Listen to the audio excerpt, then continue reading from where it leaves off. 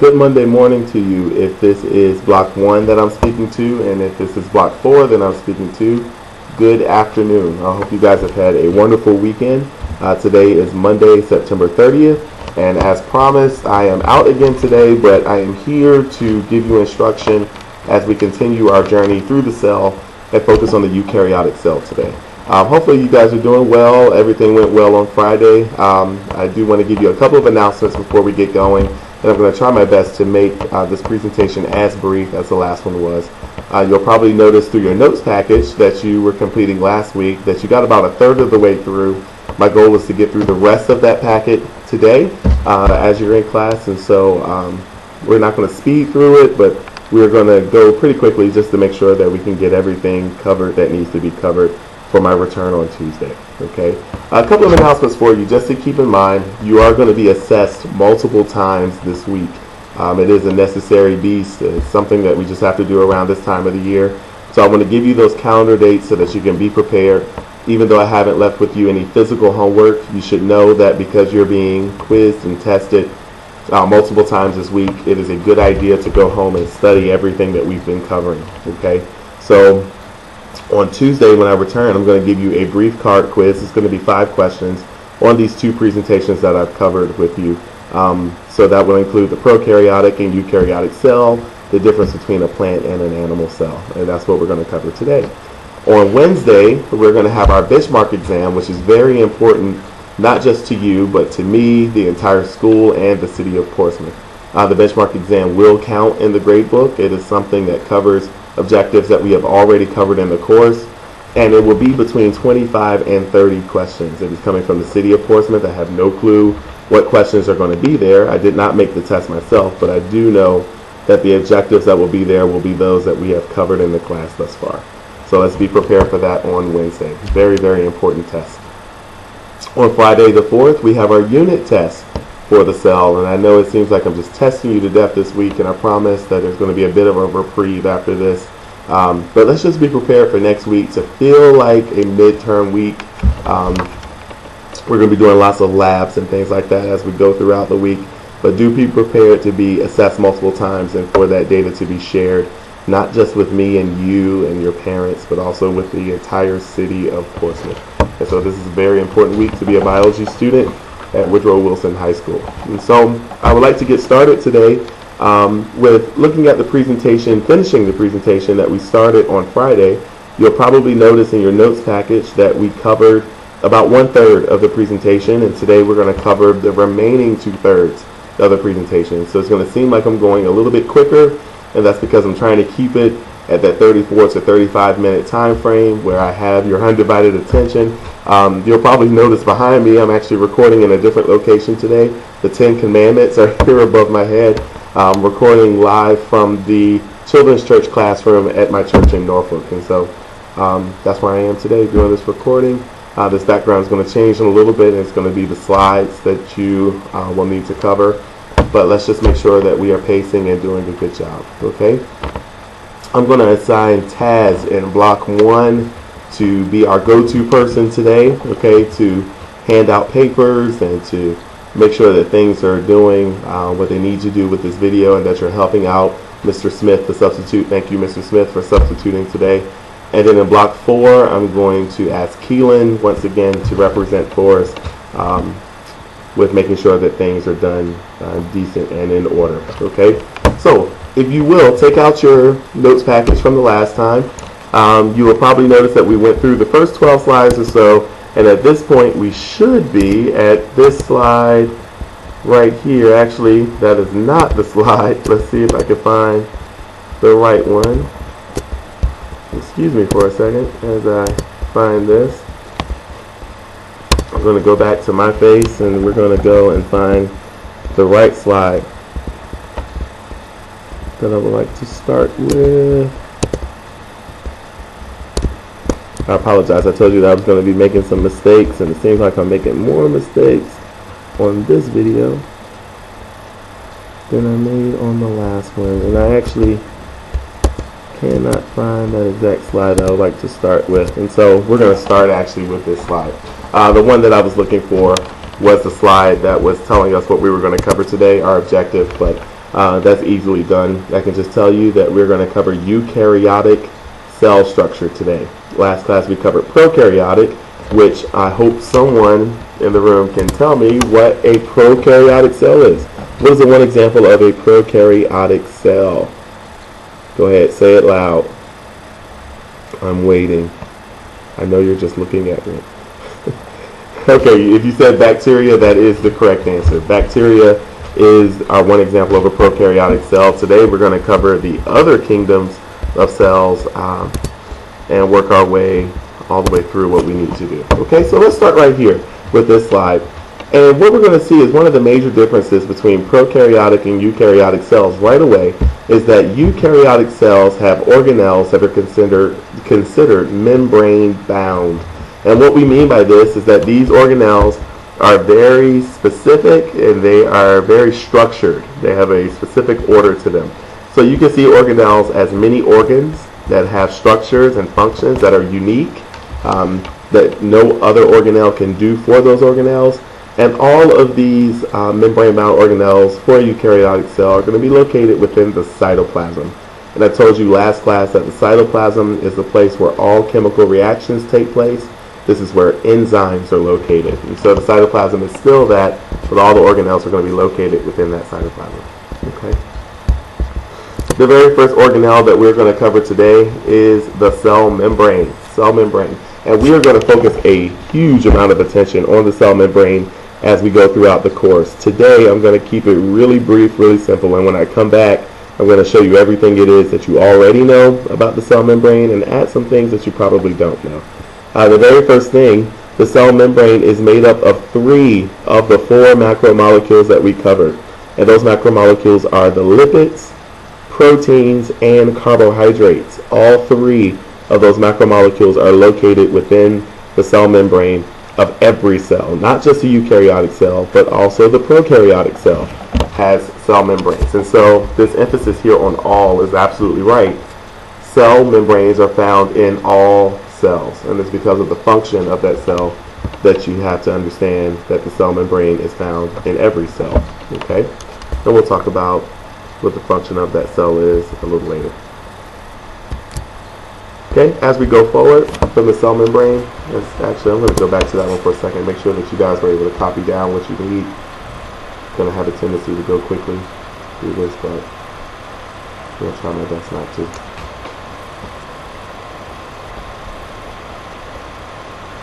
Okay, we're going to focus now on the nucleus of the cell, and the nucleus is only found in eukaryotic cells. And this is the place where all of the cell's DNA is stored. And so if you look at the nucleus, we remember that every single cell does have DNA in it, but the eukaryotic cell is unique and it is advanced in the fact that it has a nucleus where this DNA is located.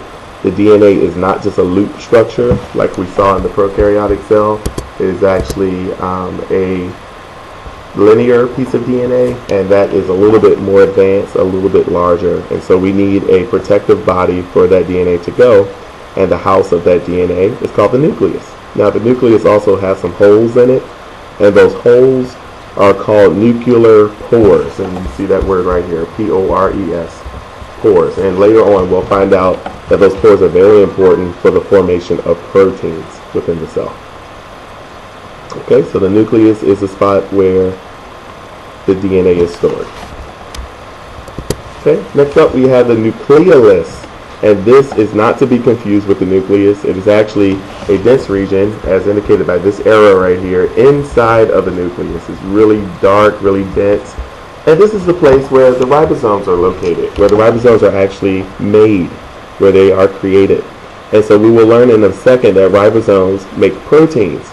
But in order for ribosomes to make proteins, the ribosomes themselves must be made as well. And so these ribosomes are located here within the nucleolus, in the nucleus, and those ribosomes are made up of RNA. All right, and this right here, just notice that should say of RNA and not or RNA. All right, so these ribosomes are made up of RNA, located in the nucleolus or the nucleolus. You can pronounce it either way within the nucleus of the cell. Okay, moving right along, the mitochondrion, and a lot of these organelles, well, let me stop it for a second. A lot of these organelles, the reason why it seems like I'm going fairly quickly through these is because you guys have covered these organelles before in life science, in middle school. You probably even seen them in elementary school. And so I'm going through them fairly quickly because I know this is considered a review, but also slowing down just a bit to make sure that you can catch your breath. And if you didn't learn it correctly the first time, then you can learn it correctly now from me. Okay, so didn't want you to think that I'm just being insensitive and rushing through. But here's the mitochondrion, and what we will see about this is that it makes all of your cells energy. This energy is called ATP, and we mentioned this briefly a while ago when we were looking at the chemical elements.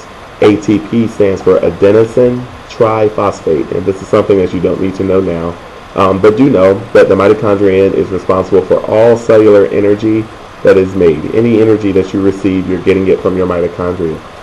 Just as a fun fact, mitochondria is maternal, which means that it actually comes from your mother. Your father does not have any input in the mitochondria that you receive within your cells. And so if you are hyperactive, you can thank your mom for that. No, I was just playing. The mitochondria does come from your mom. It is maternal in nature, and it's where all the energy is made. And so one thing that you can make a connection to is that the more energy that a cell needs, the more mitochondria it's going to have. And so I'm going to pause this for a second. I'm going to have you just to sit and think. What parts of your body, what areas in the human system would require more mitochondria than some other areas? Think about things that you use pretty often, things that you use to do work, for instance. I'm giving you a lot of hints here now. But if you were to pick out a tissue or structure that's found within your body, what would be the area where you think you would find the most mitochondria? Think about that for a second.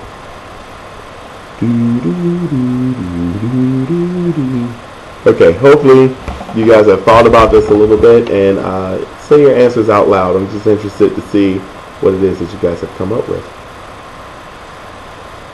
And even though I can't hear you right now, I'm hoping that you're saying some answers. The answer that I thought of is your muscle.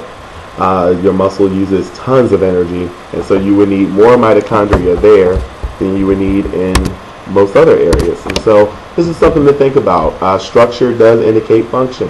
And so if your muscles are functioning and doing a lot of work, doing a lot of strenuous activity, then it's probably going to require more mitochondria than those areas that are not doing strenuous activity. Okay? Just food for thought. Next up is the ribosome. And I mentioned this just a minute ago when we were talking about the nucleolus. Ribosomes build proteins, okay, and they're building them from strands of RNA that are going to leave the nucleus. Hence the reason why we have pores within the nucleus.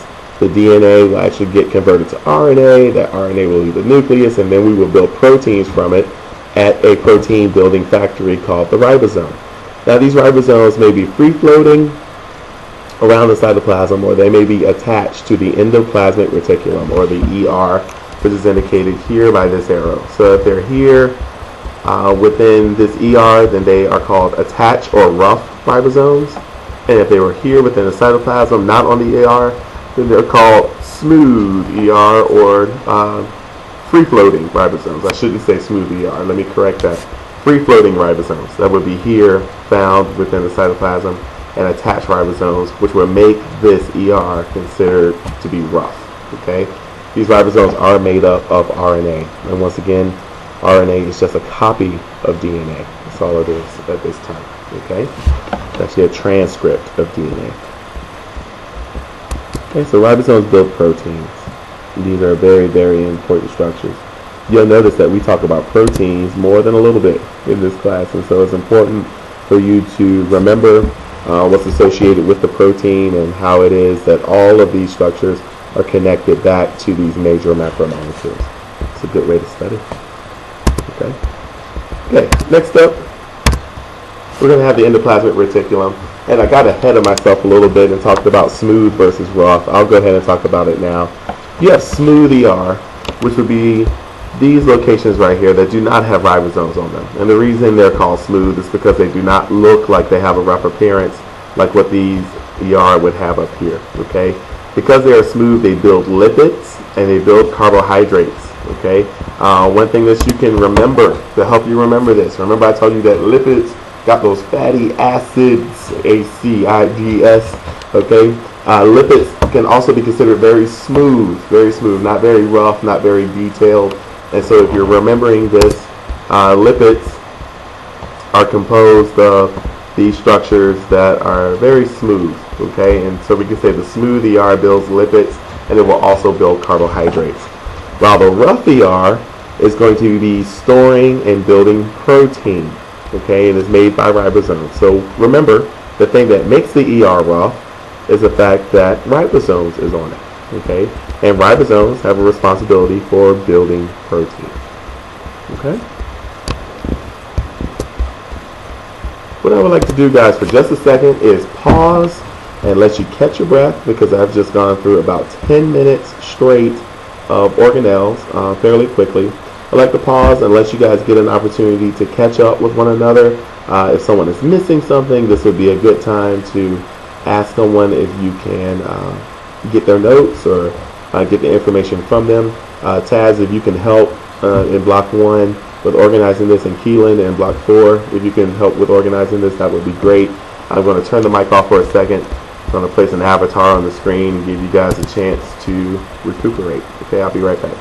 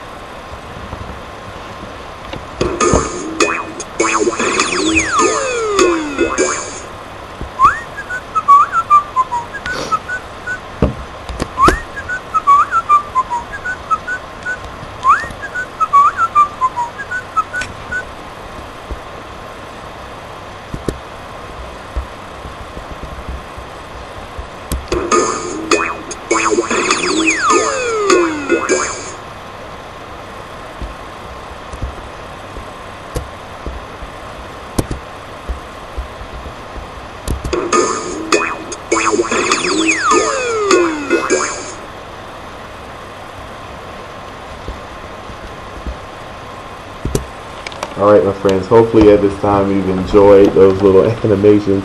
I'm figuring more out about this. It's getting more and more silly as we go along. And hopefully you've also had a chance to catch up with someone and make sure that you have everything that you need. Okay, so let's continue on so that we can stay within our time limit. Our next organelle that we're going to look at is the lysosome. And you should love the lysosome because it is something that you are familiar with. And that special word that we see over and over again is enzymes. It will not go away. Sorry, it was found in biochemistry, and it is found here within cytology as well. So lysosomes are little digestive sacs, and they are filled with enzymes found within the cytoplasm. And what they do is when your cellular parts get a little old, get a little worn out, need to be removed, replaced, then these lysosomes will go and digest, actually chemically digest and eat up those old parts so that new parts can be made. All right, and we're going to learn that those new parts are made through mitosis. They are made in interphase of mitosis. We'll learn about that a little later as we get into the course, but for now just know that these lysosomes are there to digest food that is absorbed by the cell and also to break down worn out cellular parts. So lysosomes are sacs that are found within the cell that are filled with enzymes. Okay, let's go to the next one. The next one is centrioles, and these are structures that are only found in animal cells. We'll review a chart that emphasizes that in just a little bit, but for now, know that centrioles are found at the edges or the corners. I'm going to remove my face for a second so you can see it a little better. Here we go. Here at the corner of the cells, and these are responsible for organizing cell division. And so what literally will happen during mitosis is one of these will be at one pole of the cell, the other will be at the other pole of the cell, and when the chromosomes need to be split apart during mitosis, then they are able to do so through these centrioles. Something will eject themselves through the centrioles called spindle fibers, and they will connect to the centromere of your chromosomes and pull them apart. Now I'm going to stop this for a second and look at you seriously and say, I know that I just said a lot of words that you have no clue what they mean. I want you to trust me and know that we are going to be going over those words as we go forward. Right now I'm giving you a big overview. And so if you can remember what these organelles do, if you can remember how the structure of these organelles serve the specific purposes that we're looking at within the cell, then you're in good shape. You do not have to remember the vocabulary words that are not directly connected to the function of the organelle. Okay? I just want to go back and say that so that you wouldn't freak out on me. Alright, so once again, centrioles, they are found in pairs in animal cells, and they are responsible for organizing cell division. Okay? We're going to go to the cytoskeleton, and the cytoskeleton does exactly what it seems like it does. Cyto, meaning the cell. Okay, we are actually studying cytology within this course. Skeleton is for structure, for support of the cell. And so this cytoskeleton is made up of something called microtubules. This is nothing more than a network of tubes and channels that connect together throughout the cytoplasm, and they give structure to the cell, and they help to move the organelles around inside the cell to make sure everything that's in the cell stays where it needs to be and it's not jumbled and randomly arranged within the cell. So the cytoskeleton has a very, very important part of the cell as well. Okay? So right now we've gone through just about every organelle that's common to animal cells, and now what I would like to do is go to this plant cell for a second, and you guys may notice some of this already for the plant cell. These are structures that are only found within the plant cell. They are not found within animals. When it comes to eukaryotic cells, they're only found in the plant cell. The very first is the cell wall. And you guys have been introduced to the cell wall for a very long time. It is a very strong substance. It is made up of a carbohydrate, a polysaccharide called cellulose. I'm going to pause this for 1 second and ask you to remind me, what does polysaccharide mean? Let's break it up. Poly means many. Good. All right, 3 or more monomers connected together. Saccharide, excuse me, saccharide means sugar. So literally, cellulose is a polysaccharide, which means many sugars. In this case, many glucose molecules connected together. Let me give you another break so I can get this cough out of my system. We're going to go back to the outside.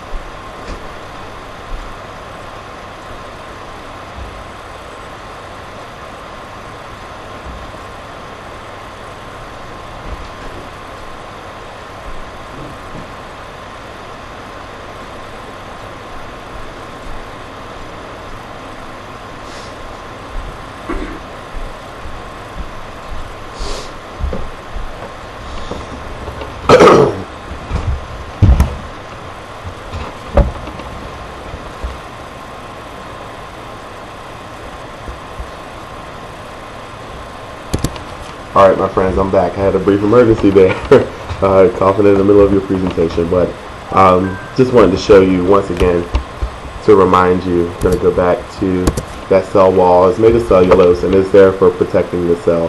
And another good thing that it does for the plant cell is it protects it from bursting or lysing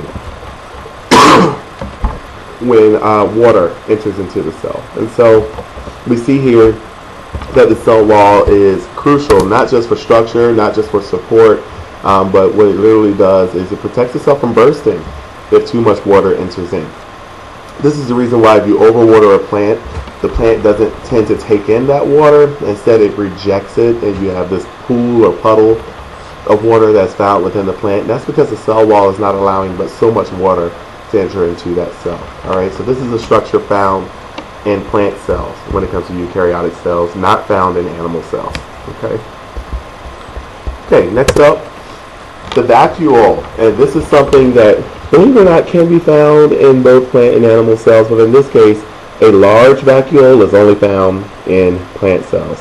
It is there for several reasons. Very first one is that it is a storage place for water. Water being very important to the growth and maturity of a plant And this vacuole is the storage place of it. And what happens is, as this water pushes up on the vacuole, it will also push up on the cell wall of the plant, making it stand up tall.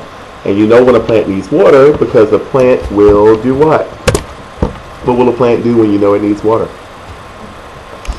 Exactly right. It will lean or it will wilt. Okay, so in doing this, this lets you know that the vacuole that is found within that plant is shrinking, thus allowing the cell to shrink as well, causing that plant to wilt. So that's just a good connection to everyday life. Lets you know that it keeps the cell pressurized. Finally, it stores starch, and starch, remember, is another polysaccharide, another carbohydrate that is found primarily in plants. It's usually excreted as a waste product in plants. Okay?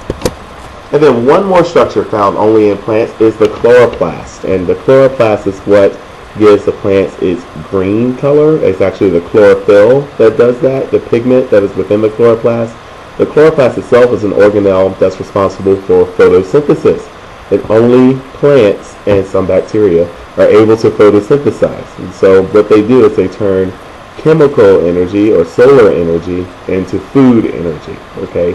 Later on, when we learn about photosynthesis, there will be a little rap that I'll show you that you will enjoy, and you'll see it says that it turns energy from solar to chemical, something that can actually be used by the plant. Okay.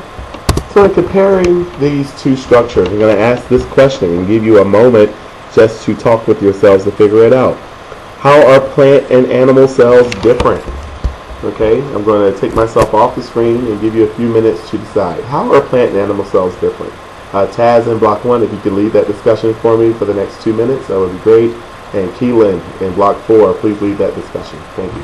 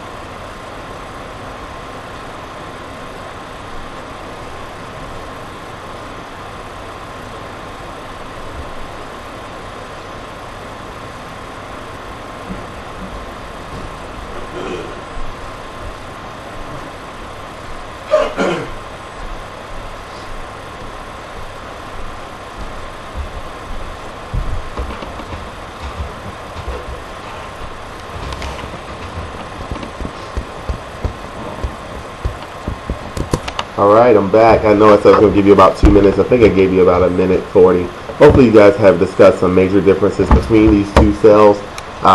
You probably even snuck a peek to the next slide, which is right here, which does show some major differences between the two cells.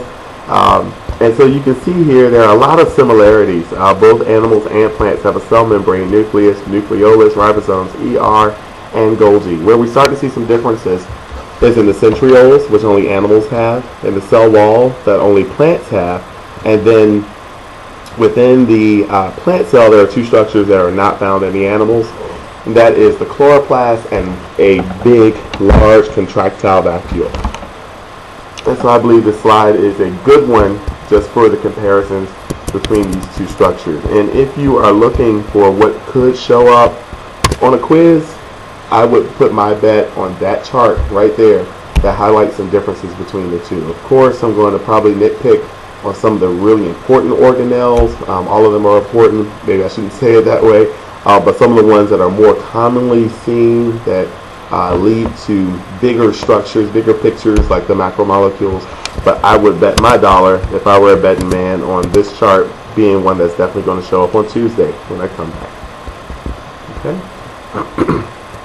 We are almost there. I'm going to go here to this one and show you that eukaryotic cells, in the fact that they can be multicellular, are very organized, very structured, and have the ability to specialize or differentiate. And so what I'm trying to tell you here on this slide is that a whole cell can be specialized for just one job. You can have one cell that does one job and it does it well. Then you can have cells that can work together through a process that we're going to call emergent properties. I'll talk to you about that a little later. And they can work together as a tissue, muscle tissue, lung tissue, organ tissue, all that good stuff. And then you have tissues that can work together and serve as organs. And if you were to continue up the hierarchy, you can see that organs turn into organ systems, and organ systems turn into entire bodies, entire living organisms. And so eukaryotic cells are dynamic in the fact that they are multicellular and can stand alone, and can also work together and create hierarchy in structure, such as tissues, organs, organ systems, and entire bodies. Okay, one such example is the liver cell. Okay, and here it's just telling you some information about the liver cell, not extremely important for your knowledge right now, but the liver cell is specialized. It has a function. It does it all by itself without the help, really, of other cells coming together with it. And that function is to detoxify your blood, take the toxins out, and to store glucose as glycogen. And not to overstore it, but to store what it is that you need in order to have the energy requirements that you need. Okay?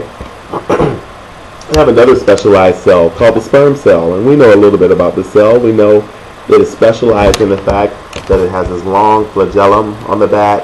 It does contain mitochondrium. Remember, I told you that the mitochondria comes from your mother. The reason why is because when this cell penetrates an egg, only the head, only this part, the acrosome and the nucleus and the head of the sperm cell enters. Everything else actually falls off once that nucleus enters. And so that's why I told you mitochondria is maternal. Okay, but what you'll see here is that this is specialized, and it's specialized to deliver DNA to an egg cell. That's its job. Sperm cells do not get confused and try to do someone else's job. They do the job that they are organized to do. Okay. All right, and finally we're going to get into a little bit of movement of animal cells. The very first thing I want to show you is that animal cells can do one of three major things when it comes to movement. They can crawl, they can swim normally, or they can swim really fast to get away from environmental pressures, environmental toxins, dangerous situations.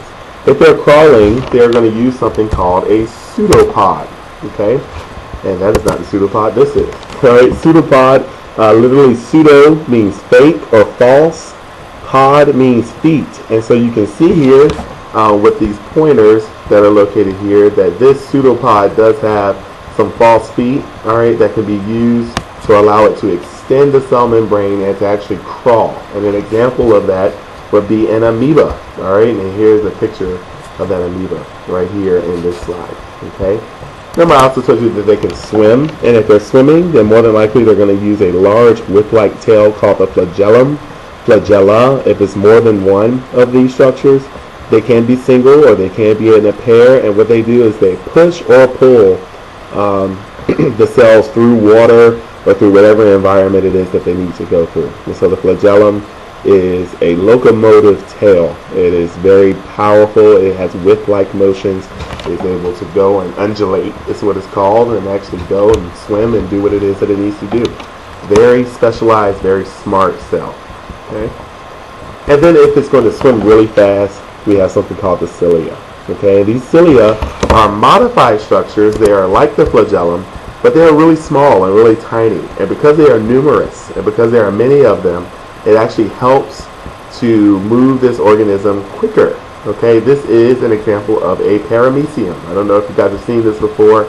It shows up on cartoons and all kinds of scientific literature. But this paramecium is going to move really quickly because of all these cilia that are located to the outside of the cell. Okay, they're actually attached to the cell membrane of the cell, and they beat in unison, and so they strike as one and help the cells move really quickly. Okay, and believe it or not, guys, that is the entire presentation. Okay, so we have gone through another presentation. I've done it in about 34 minutes. I know I went through that fairly quickly. You do have an assignment to work on. I do understand if you need to catch up on these notes and get with someone that was able to record them all and get them all, that's perfectly fine. you can work together to do that. Keelan, if you can leave that in block 4 and Taz in block 1, that would be great. But you also have another assignment to work on if you're done with all of that, because we can't just sit and do nothing. Just like you did the prokaryotic coloring activity with the questions on Friday, you have a eukaryotic one for this class, and that one is 8 pages long. Okay, do not get intimidated. A lot of it is reading with questions, and there's some coloring that you're going to do. And so Taz in block 1, if you can help to distribute with Mr. Smith those packets of the eukaryotic cell, should be in the sub-plan for September 30th. That would be great.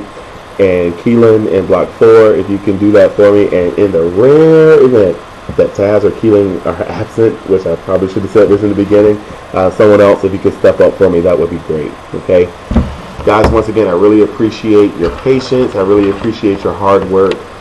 Know that I did this for you because I know that you can handle it, and I didn't just want to give you regular worksheets and things like that. I wanted you to be up to par, and I have a feeling that when I return on Tuesday, you guys are going to wow me and impress me in the knowledge that you have gained. Please study, study, study, study. Behave yourselves. I have given your substitutes liberty to make the decisions that are good for your safety. And so please do what it is that you're supposed to do. Continue to work hard. I will see you tomorrow. Can't wait to return, and we will get to some lab situations and make sense of all the stuff that I've been going over the last 2 days. Okay? Have a great rest of your day, guys, and I will see you bright and early on Tuesday, or for block 4, I'll see you in the afternoon. Okay? Have a blessed day. Talk to you soon. Bye-bye.